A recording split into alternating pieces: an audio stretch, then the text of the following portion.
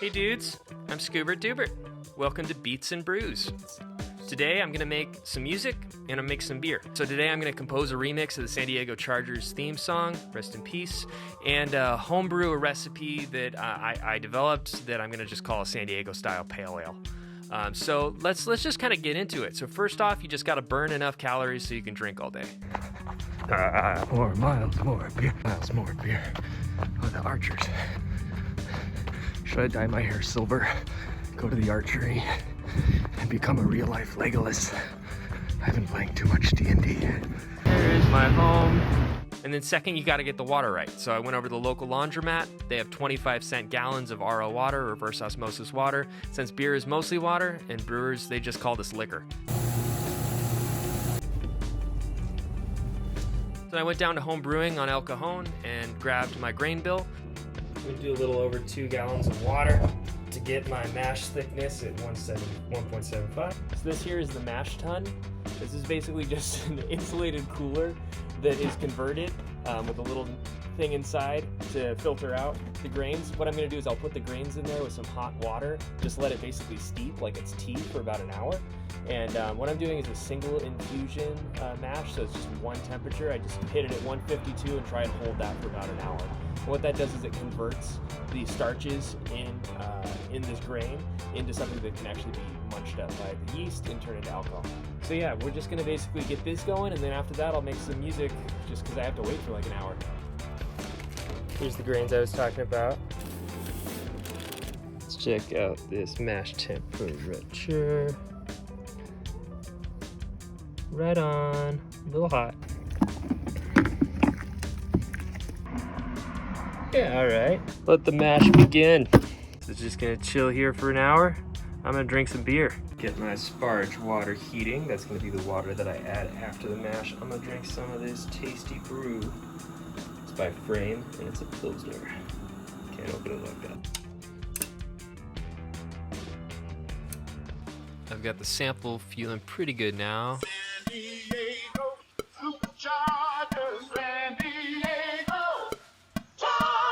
One of the weird things about these old samples is sometimes they're not exactly to click, or like the recording that I get is a little VHS warped, so it's not quite on an actual whole number. So like I have it around 136 BPM, but it's not quite there, so I'm having to move stuff around. So there's this Chromio pack that might be kind of cool to use on this.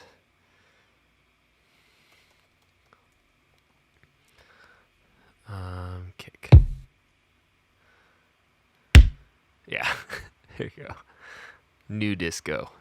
It's not the old disco.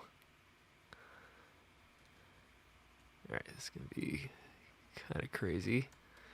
Alright, so just to start, I'm just going to throw a 4 on the floor feel. Get the whole thing grounded, because it's a disco song. And that's what music looks like. A barcode. But it gives it kind of a cool VHS vibe. So, to lean into the VHS more, I think I'm going to add some pitch warble. Really slow. This plugin's really fun because, like what you do cool stuff with this. Give it a little bit more space on the vocal, so because it's like kind of stripping out the reverb with that acapella plugin that I'm using. A little more noise.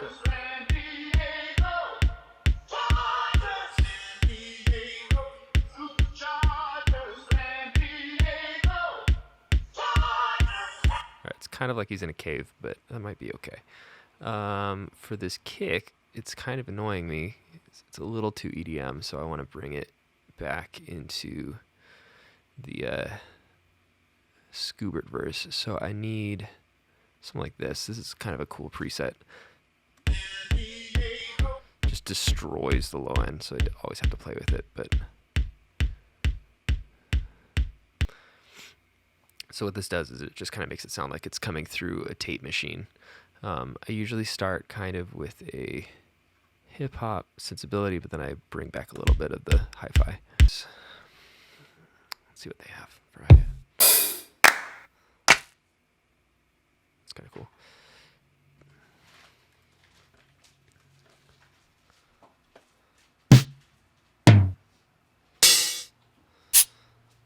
Ooh, yeah. It's kind of like a Kabasa, Michael Jackson kind of thing. Yeah. It's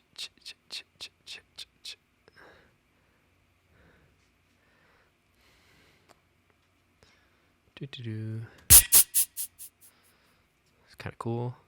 Let's see if it goes every other eighth note. Just creates a groove. Yeah. And then roll off some of that annoying high end so it doesn't just sound like white noise.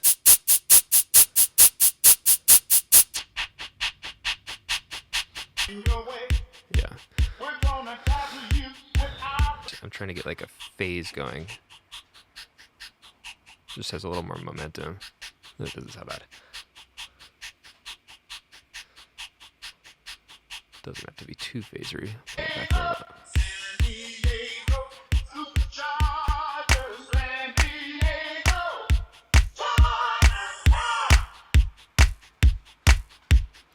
Too much phaser. There's a little groove coming here.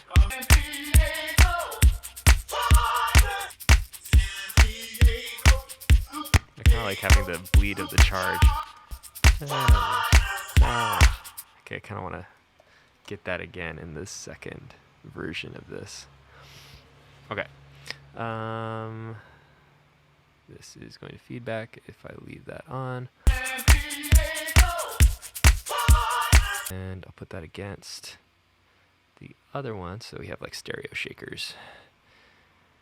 Sidechain it, pull it way down.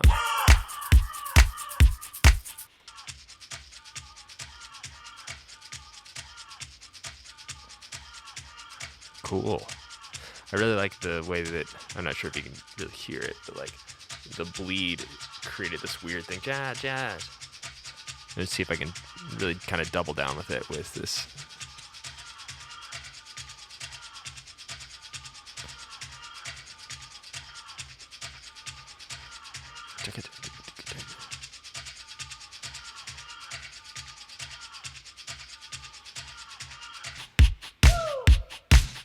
Whoa.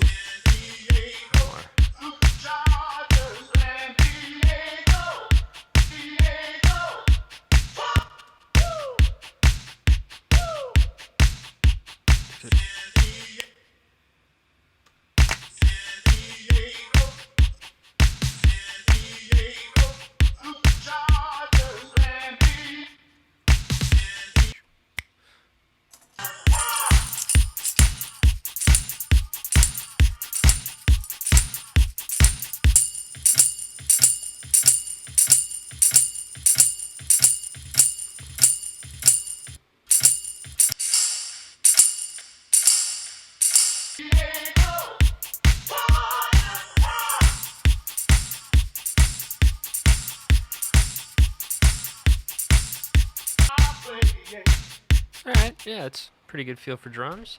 Time to Vorl off.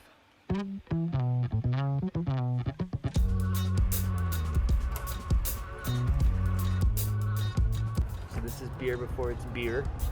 This is the first step of the Vorloff, which is basically all I'm doing is I'm just like getting some first runnings into here because it's really cloudy and kind of gross. I'm gonna pour it back in and repeat so that it kind of clears out the grain bed a little bit.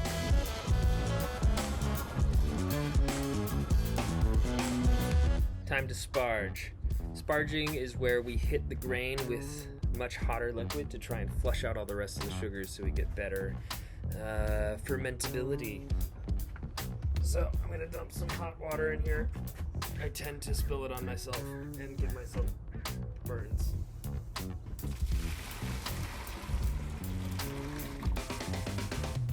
Success. We got the sweet wort in the kettle. It's time to turn on the fire. Let's get this thing boiling. Boil. Okay, so while we're waiting for the boil, I have a little bit more time to make some beats for beats and brews. And I think I want to lay down some bass, kind of get the groove going, because I'm kind of digging the way that the overall vibe is going. Like, you know, it's bouncy. I feel like the sample is sitting a little bit better in terms of vibe, rhythm.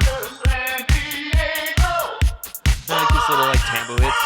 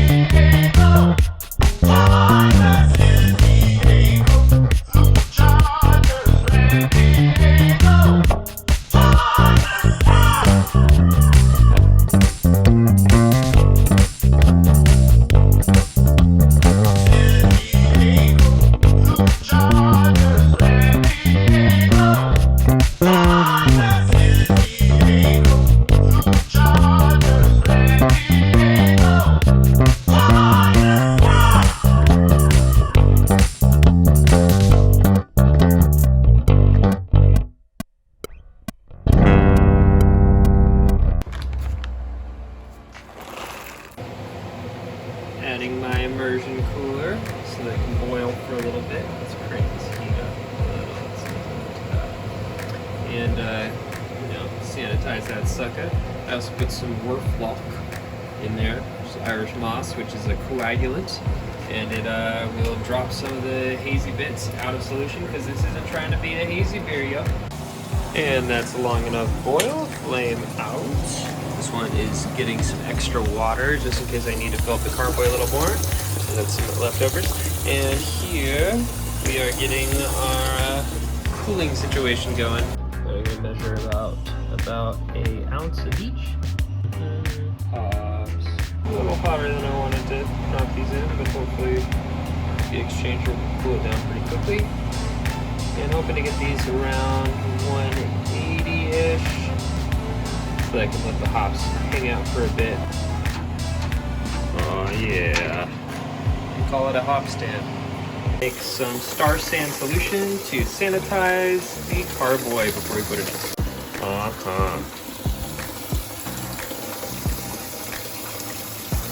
Get some acid and LL. Sanitize some scissors. Sanitize the carboy. Let's switch this thing around. Oh yeah. And there we go.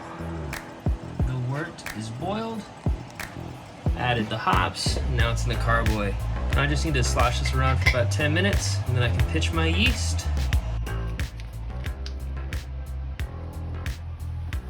Aerated, pitched.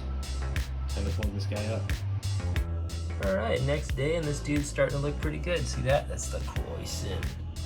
And that just means that the yeast is doing its thing, eating up those sugars, and eventually we'll convert this thing into beer with alcohol and all of the good stuff. See ya.